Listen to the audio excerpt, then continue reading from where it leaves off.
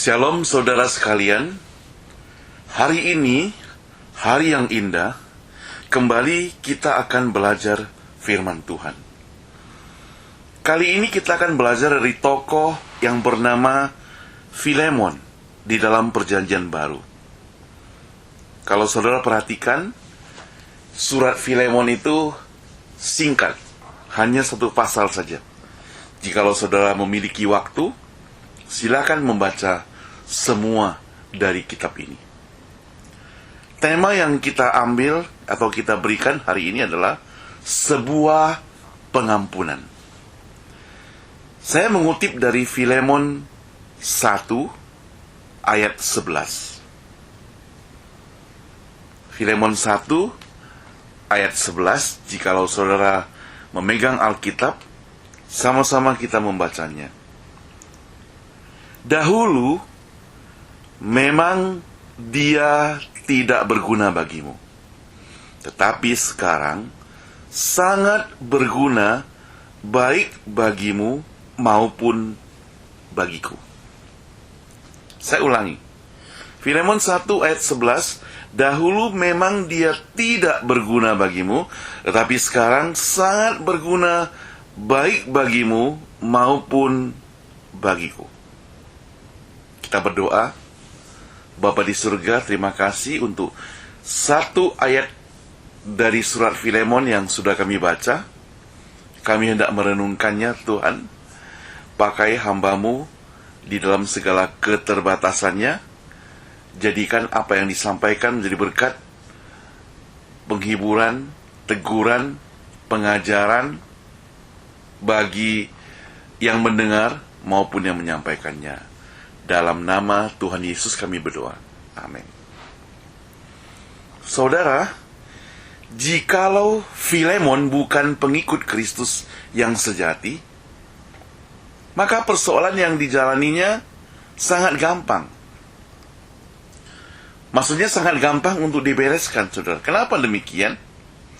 Karena ada seorang budaknya yang mencuri barang dan sesuai dengan peraturan hukum yang berlaku pada saat itu, maka si budak tersebut harus dibunuh.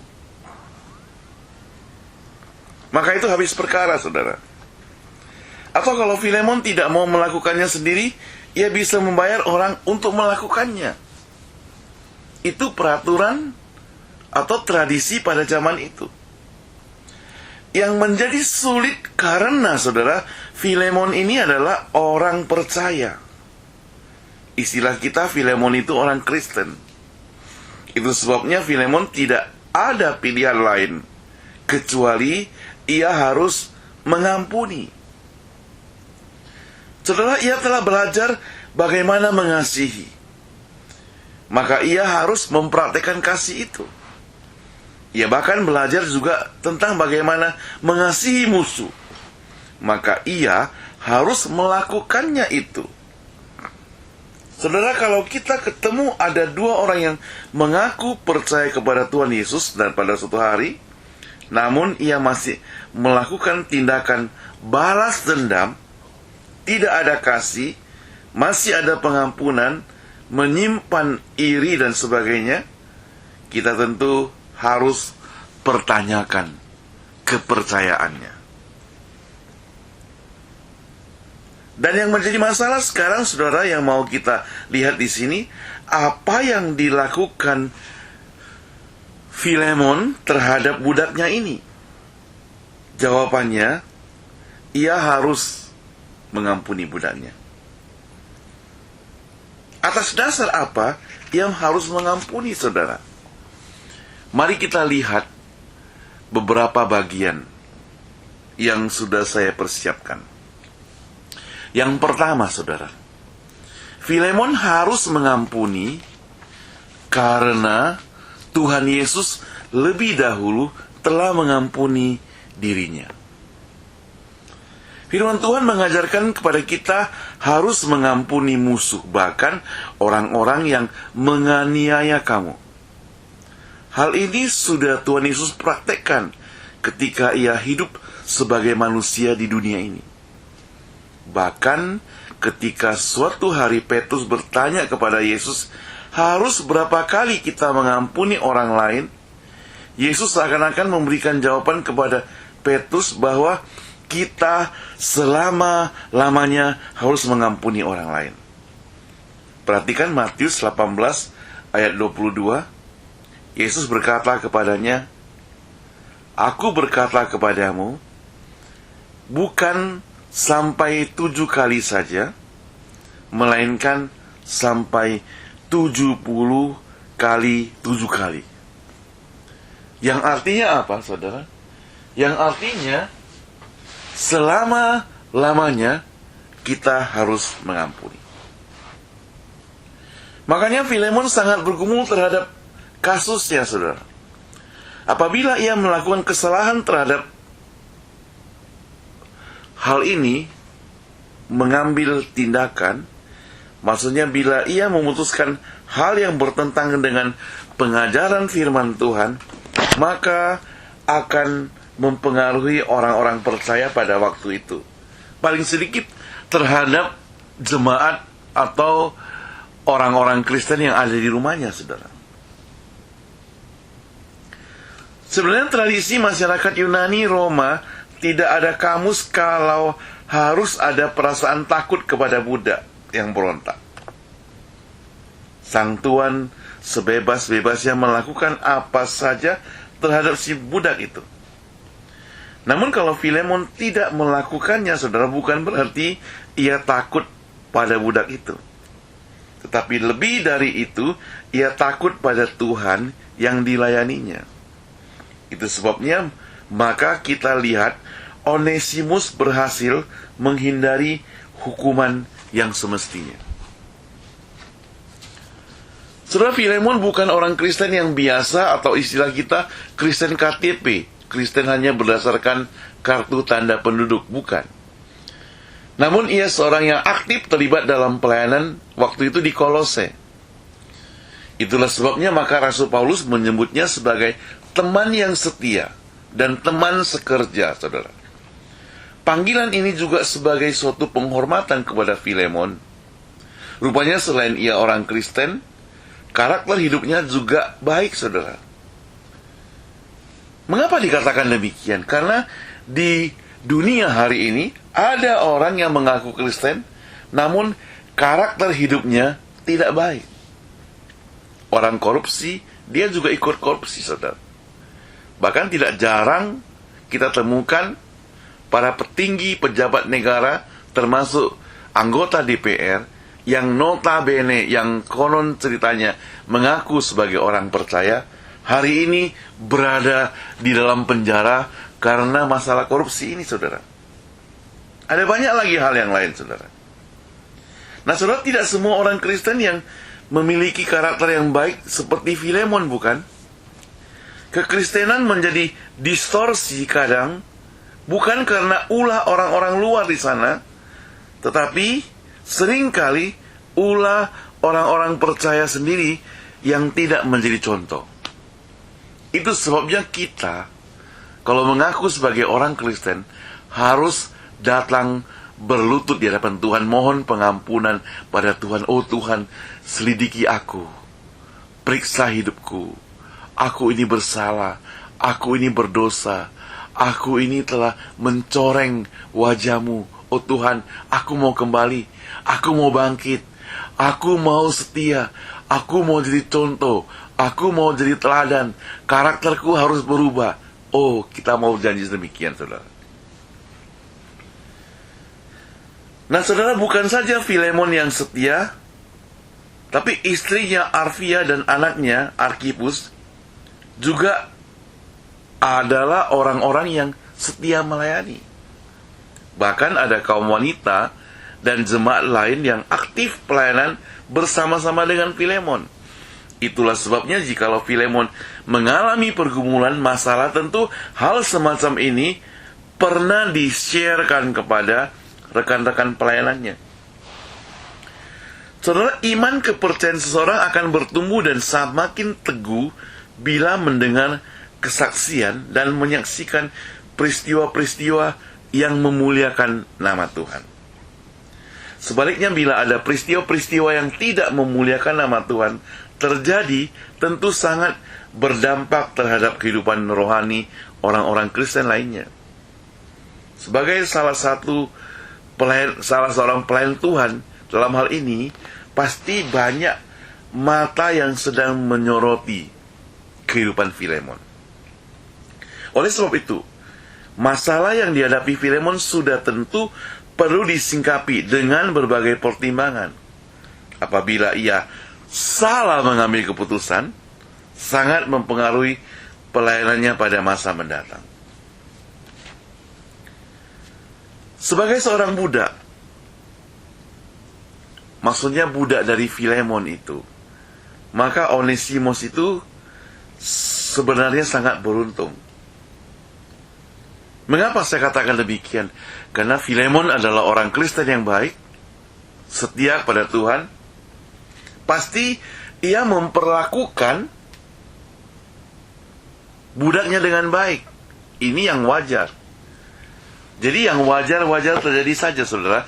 Jikalau saudara adalah orang Kristen, orang percaya, yang senantiasa ke gereja, yang senantiasa beribadah pada Tuhan, yang konon ceritanya taat dan setia pada Tuhan, yang konon ceritanya rajin melayani Tuhan, maka pembantu saudara di rumah itu pastilah engkau perlakukan dengan baik.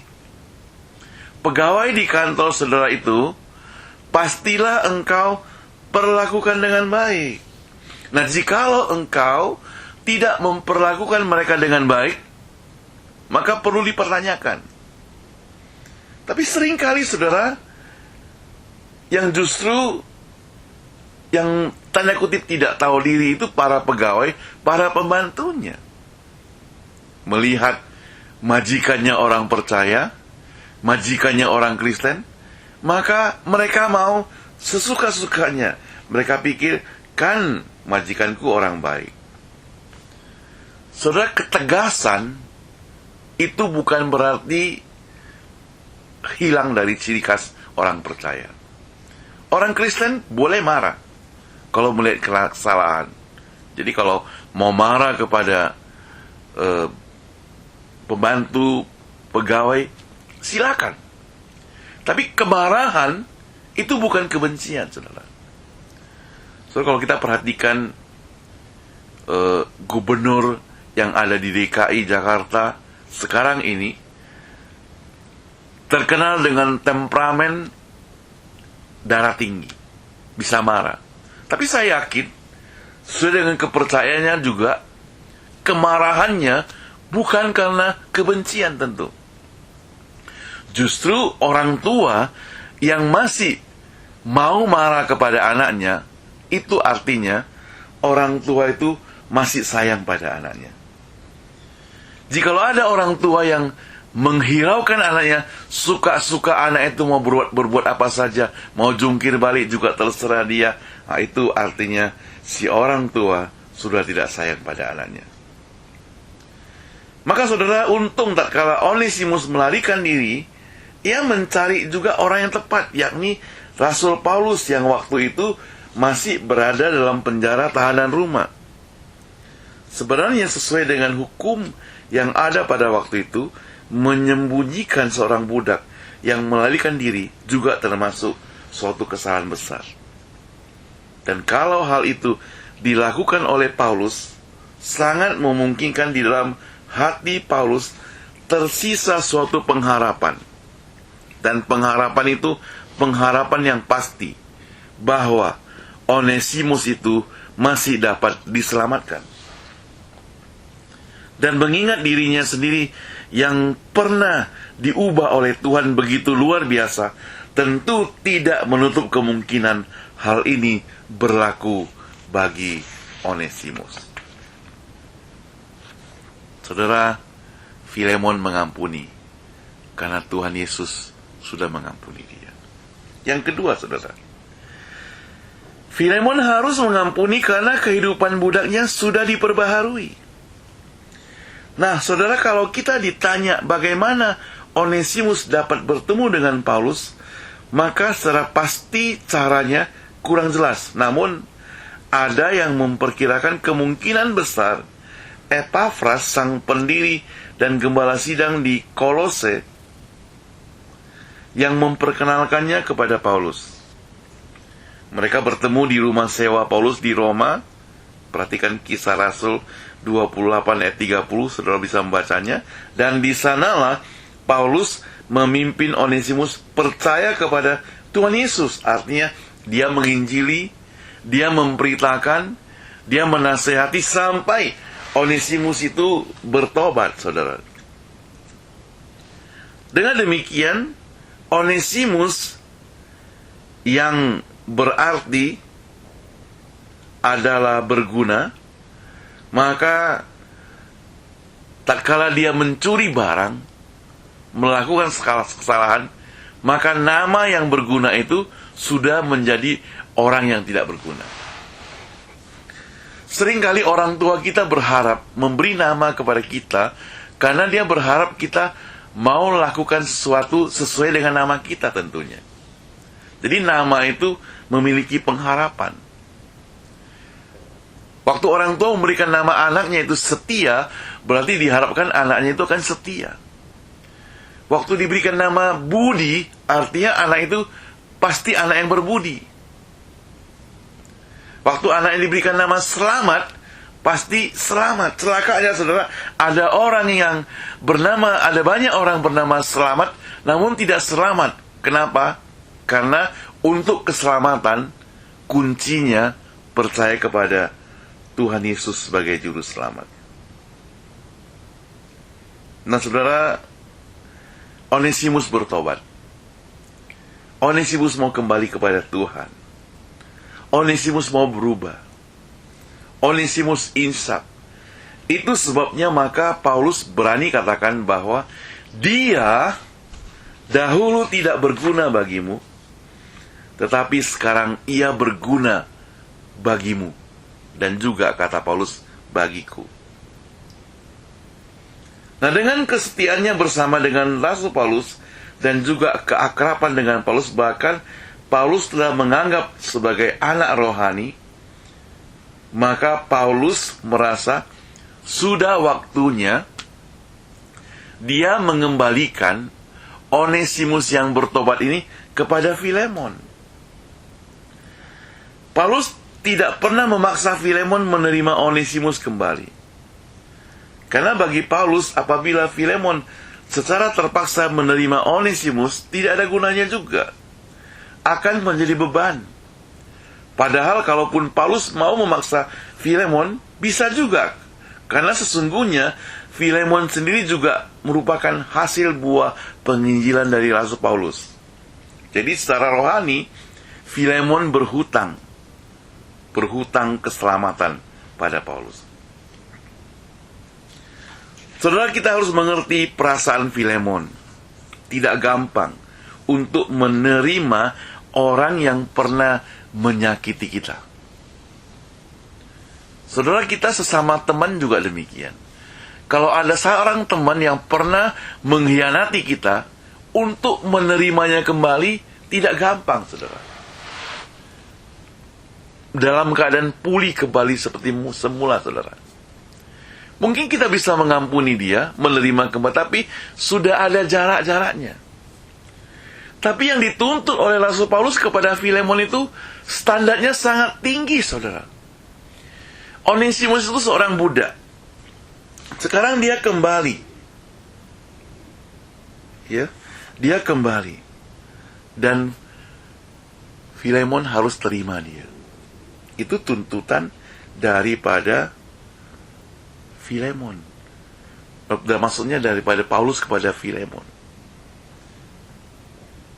Dan saudara, hal ini dapat dilakukan hanya oleh orang-orang yang pernah mengalami anugerah Tuhan. Karena Tuhan Yesus telah mempraktekkan hal seperti ini. Dia bisa menerima kita walaupun kita mengkhianati dia. Karena apa?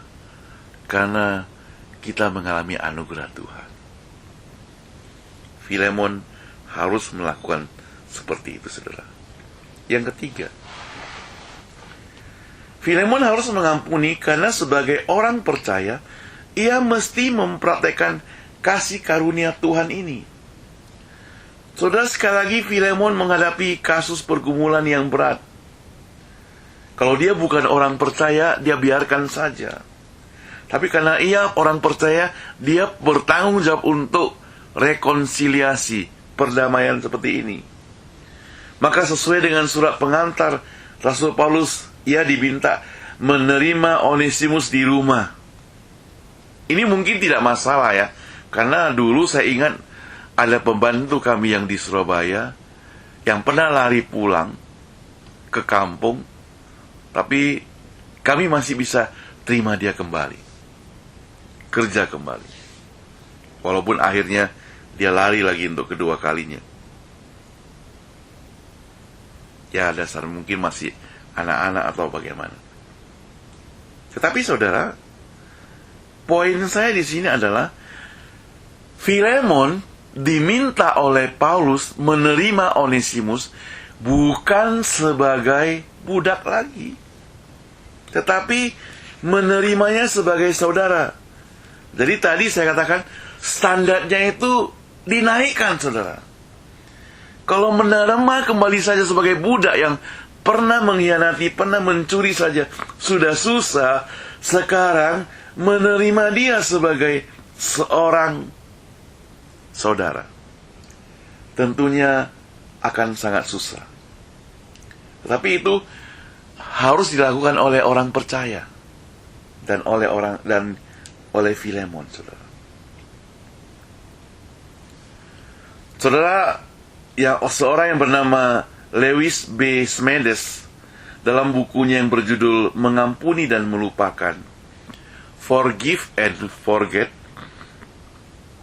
menuliskan 4 tahap pemberian maaf. Tahap pertama, saudara, adalah sakit hati. Ketika seseorang menyebabkan Anda sakit hati begitu mendalam dan dengan cara curang sehingga Anda tidak dapat melupakannya, Anda terdorong ke tahap pertama, krisis pemberian maaf. Tahap kedua adalah membenci. Anda tidak bisa mengenyahkan ingatan tentang seberapa besar Anda sakit hati, dan Anda tidak bisa mengharapkan musuh Anda baik-baik saja. Anda kadang-kadang menginginkan orang yang menyakiti Anda juga menderita seperti Anda. Tahap ketiga adalah menyembuhkan. Anda diberi sebuah mata ajaib untuk melihat orang yang menyakiti hati Anda dengan pandangan baru. Anda disembuhkan.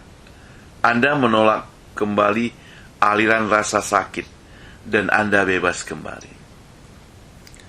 Tahap yang keempat adalah berjalan bersama. Anda mengundang orang yang pernah menyakiti hati Anda masuk kembali ke dalam kehidupan Anda. Kalau ia datang, secara tulus Anda menerima, menikmati hubungan tersebut, maka hubungan itu akan dipulihkan. Filemon memasuki tahap keempat. Hubungannya harus dipulihkan kembali dengan Onesimus, yang mengundang kembali orang yang pernah menyakiti hatinya kembali dalam hidupnya. Sekali lagi, sola gratia, hanya anugerah yang memungkinkan semuanya ini terjadi. Saudara, kalau hari ini Anda dan saya sadar bahwa kita adalah orang berdosa, sudah tentu kita tidak akan menganggap remeh orang-orang yang pernah jatuh ke dalam dosa. Sudah tentu kita tidak akan menganggap remeh orang-orang yang menyakiti kita juga. Kadang orang membuat kita sakit justru bisa diubah menjadi berkat, saudara. Tatkala Tuhan Yesus berada di atas kayu salib, salah satu ucapan agungnya adalah, "Ya Bapa, ampunilah mereka, sebab mereka tidak tahu apa yang mereka perbuat."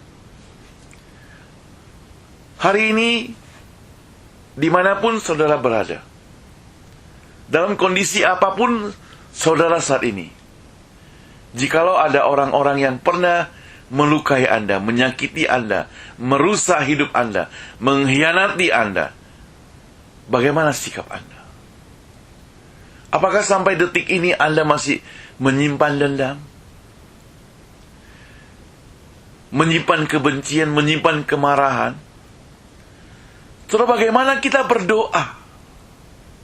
Tak kalah hati kita masih ada dendam seperti ini.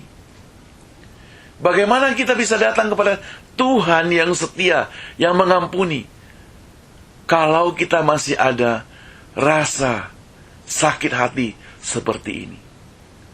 Mari saudara, sesuai dengan nasihat dari Rasul Paulus kepada Filemon, kita terima kembali orang-orang yang dulu pernah menyakiti kita. Kalau mereka sudah bertobat, pulihkan hubungan kembali, lupakan yang lalu, tinggalkan yang lama, maju ke depan, karena di depan kita masih ada terang, masih ada pengharapan, masih ada langkah yang harus kita jalani, masih ada perjuangan, masih ada pekerjaan yang harus kita kerjakan. Amin. Saudara sekalian, jikalau firman Tuhan ini menjadi berkat bagi saudara, silakan share atau linkkan alamat YouTube ini kepada teman-teman saudara. Kiranya mereka juga mendapatkan berkat. Apabila saudara sungguh-sungguh mendapatkan berkat, jangan egois, bagikan kepada orang lain. Shalom, sampai ketemu kembali saudara. Amin.